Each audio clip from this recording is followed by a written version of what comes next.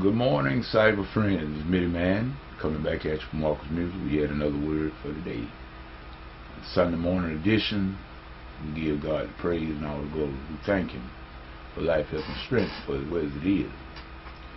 We also want to thank the YouTube panel, End Time Harvest Gang, Blog Talk Radio family, as well as all the cyber friends on Facebook. We give honor to whom honor is due. Mitty Man always say, people we have seem like some of us have a hard time giving other people honor, and I don't have a problem with giving other folks their honor where it's due. Apostle Paul said there's some that even deserve double honor. I wanted to talk to you this morning just a little bit, for just a little while. Got to go out this morning, home church, and the regular service at the home church, and we going to do what thus saith the Lord. In other words, the praise team's ready. In other words, we have gotten ourselves ready, and now it's time to render the service. No shape, form, and fashion. No, never about us, never. In other words, that's the way I see it. But now I can only speak for Mitty Man. And you know your own motives. You don't know the motives of others. You can think, you can teach them and tell them the way to go, but you cannot know. People can be very, very deceptive. In other words, we got a real devil, and people can be real, very deceptive. You think people are with you and they're not, and they have a way of acting and getting up close to you when they want to tear you down. You got to watch that. I tell everyone that you just watch it. Don't worry about it, but just watch it. My title of my video this morning is very, very, I think, on point. It's when I say hindrances. In other words, and I call it hindrances to the growth of the local church. But it could really mean, it can cover a vast array of many different areas of our lives, in the job place and whatnot. But we as Christians, as followers of the Lamb, we need not have that in us, to be jealous. Jealousy is the one thing, and envy, and that jealousy is what got Satan messed up. Satan got jealous of God, people. Yes, he did. Satan had the highest position. He had the highest position next to God in heaven. Satan had the highest position, and that yet and still that wasn't enough.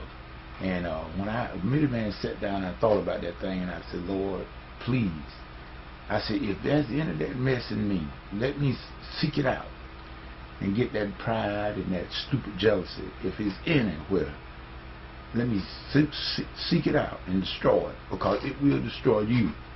Let me tell you, that you are the one that it destroys, and nobody else. It doesn't destroy the person you're jealous of. It don't destroy them. It destroys you. So jealousy and envy, that strife, and it hinders growth. And we have a problem in our local church. We got a very, very big problem, because first of all, we need to be outreaching. That's number one. We need to be outreaching. We need to take our service beyond the four walls of the church, and we need to go out in the highways and the byways and try to reach people that are lost. People are hurting, and we need to be reaching out to these people, let them see the love of Christ in us. We can talk about it. Yeah, I know we can. We can talk about it, and it sounds so good. But it's different when you got to go out in the actual battlefield, people. We got to get out in the battlefield sometime. And in other words, people say, I want to see a battle scar. In other words, Mitty Man, every time somebody talk about you, you want to quit. Now, okay, we can't. Jesus said, he's those that endure to the end, the same shall be saved. So what I'm saying is, though, people, sometimes, and I know I'm speaking for Mitty Man, and if anybody, I'm quite sure a lot of you can agree with me and probably can identify. A lot of times you see things, and I know I've seen it a lot in the last 20 years in the local church in my area. You see certain people, they get looked over, they get demised. In other words, they be put down, belittled, and these are people most of the time are the ones that actually doing great work In other words, they are laboring very, very diligent and very honest, and they doing things really and truly look like to me. They are doing things on the up and up, as the will of God would say. But yet and still, those people are overlooked in every area. They are never really given any accolades, no kudos. But yet and still, they still do the work. That's a very humble person to be able to do that, and to yet and still work and do what they supposed to do, even in the light of when people may not treat you right. Because really, people, I'm telling you, that happens so often that we overlook the main people that are really working, and we have a tendency to overlook them. It's not right. I don't care who don't like it. It's not right. Give honor, the Bible says, to whom honor is due. Now, I've seen a lot of people now, and I'm not just talking about the praise team in a choir setting, because this is across the board. This go from the pulpit to the back door. You got people that wants to be their name up in lights and all that kind of stuff. If they do something, we know we got those type. I'm not saying you have to put their names up in their lights, but at least recognize their name. In other words, they may not say nothing, but it's just right to do it. You do not muzzle the ox that tread out the corn, people. And I know for a lot of things, and I don't like to make myself as a example, because I don't want to be trying to bring light to my name. But I do know others that work very hard, and they are rarely even called their name. You wouldn't, if you didn't know them personally, you wouldn't even know they're in the church.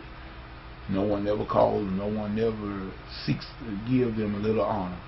I didn't say glory, but a little honor. It's not right.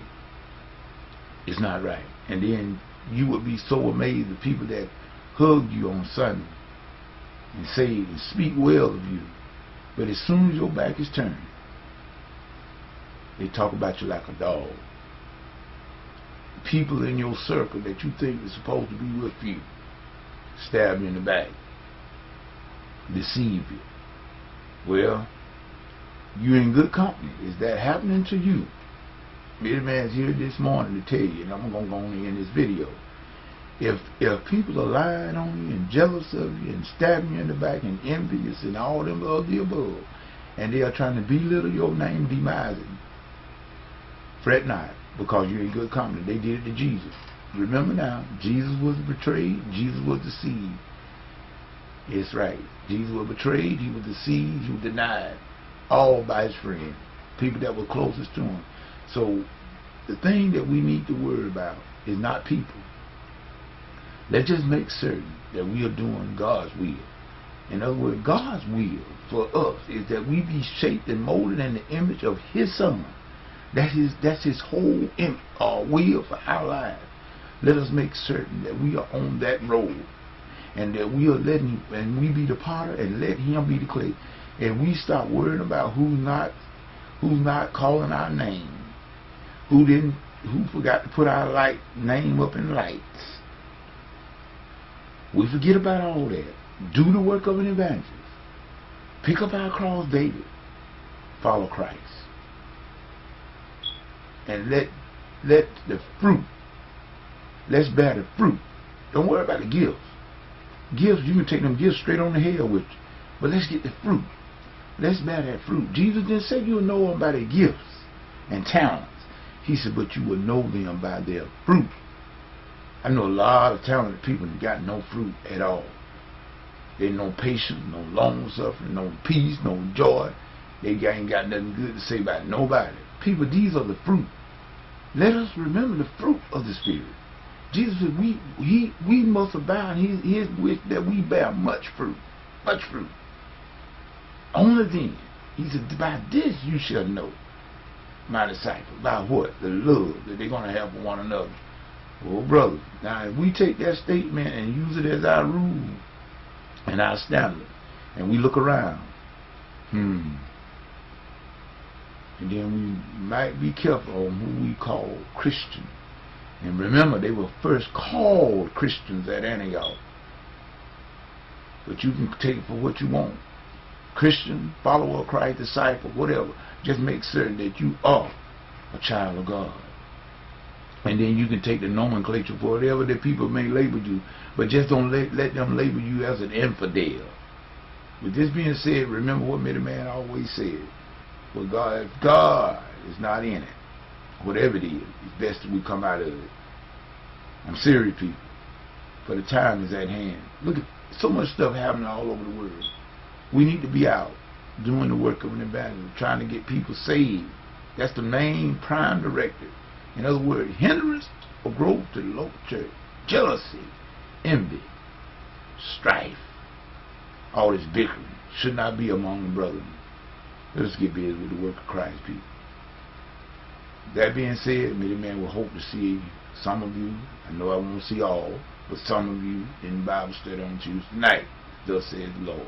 That being said, it's Middle Man saying, if you go out today to the house of worship, house of prayer, make sure you hear from God. Not necessarily man, but hear from God. This is Middle Man saying peace. Goodbye.